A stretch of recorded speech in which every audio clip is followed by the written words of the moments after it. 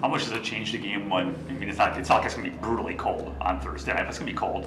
How much does it change the game from your perspective, or is it not quite cold enough to have that kind of impact yet? Again, you always have to wait, till game day. The weather is always a factor in the game, whether it's, hot or cold. And then certainly the thing I think we've talked about in here a bunch is what's the wind, what's the direction of the wind, what is that doing during the game? And you really have to get the pregame to kind of get a good feel for it. Actually, last week it kind of switched on us a little bit as the game was going on. So it's going to be cold for both, but we're home. So certainly excited about this opportunity to play at home on Thanksgiving.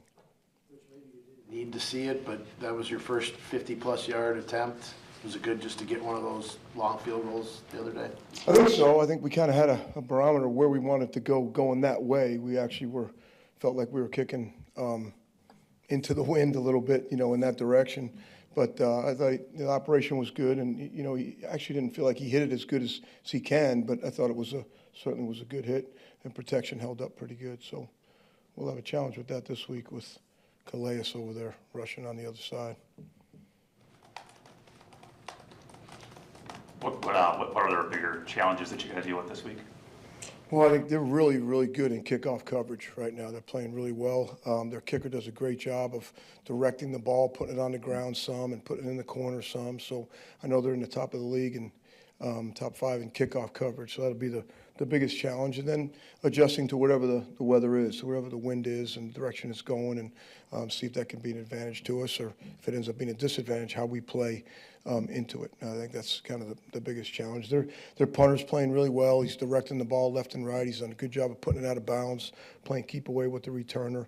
So they play with a big group on their punt rush team.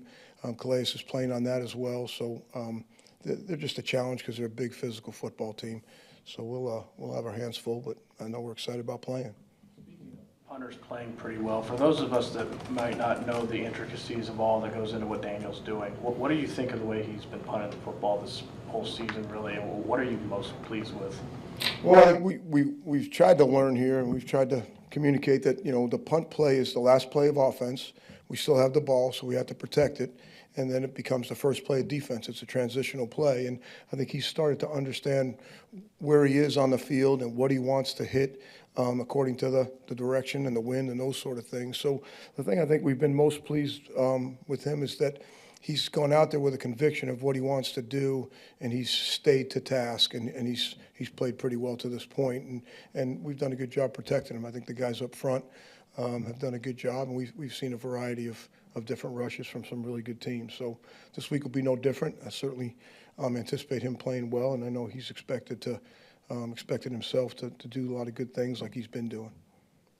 So, Rich, how much of it is him deciding what kind of ball he wants to hit versus the special teams coordinator saying, this is the kind of ball we want here? Is that a half and half? How does that work? Yeah, that's a great question. It's a good combination of, we're talking about it during the week, we're looking through the film, what they're doing, and then we're talking about where are we on the field, and we try to emulate some of those in practice.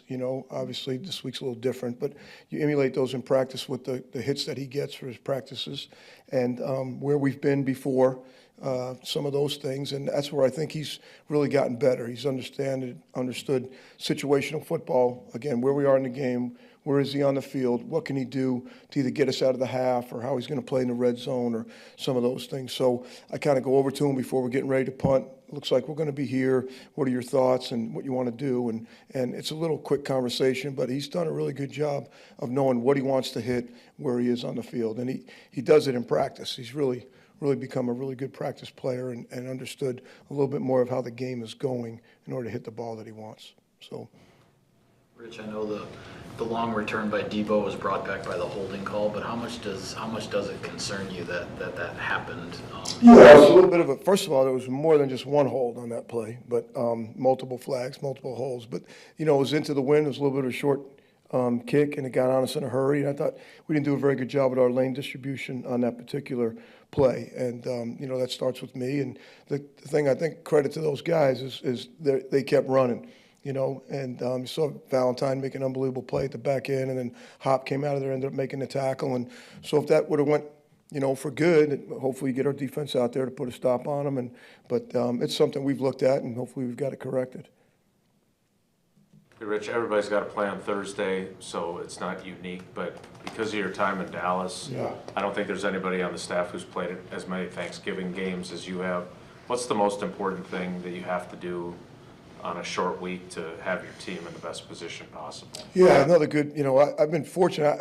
I enjoy it. I enjoy playing on Thanksgiving. And, in Dallas, since for some reason you got to play home all the time, and obviously we're home this week. But I think two major things would be their preparation, away from the field. What are they doing in the book? And then rest for those guys, the ability to get enough rest and to get their legs back on a little bit of a shorter time and the recovery that they're doing in the building or on their own. But I think preparation, from the neck up, and then their ability to get enough rest to feel like they have enough juice to go play on Thursday night.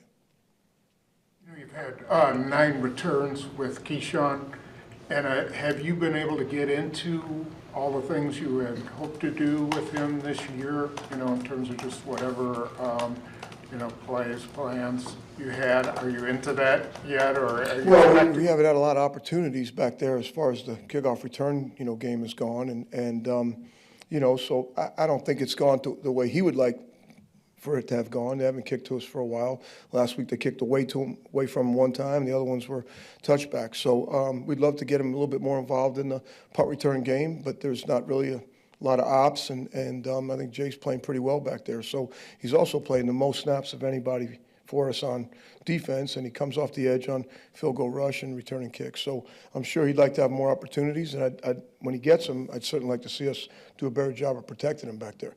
I don't think we've done a very good job of blocking, and hopefully we can get better at that as the season goes on.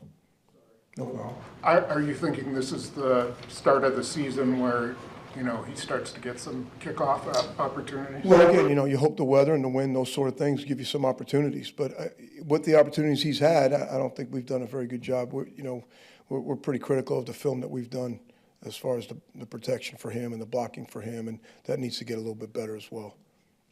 Rich, you were more familiar with Josh Jacobs than anyone here before he came here. What do you just think about what he's given this team on and off the field? Well, off the field, he's got a tremendous sense of people. He's got a character about him that can understand, have empathy for other people's stories and other things that they've been through. And so when he sits in somebody's locker or is in the cafeteria or some of those things, he's been through an ordeal himself. So I think he has the ability to relate to a lot of different things that players may go through.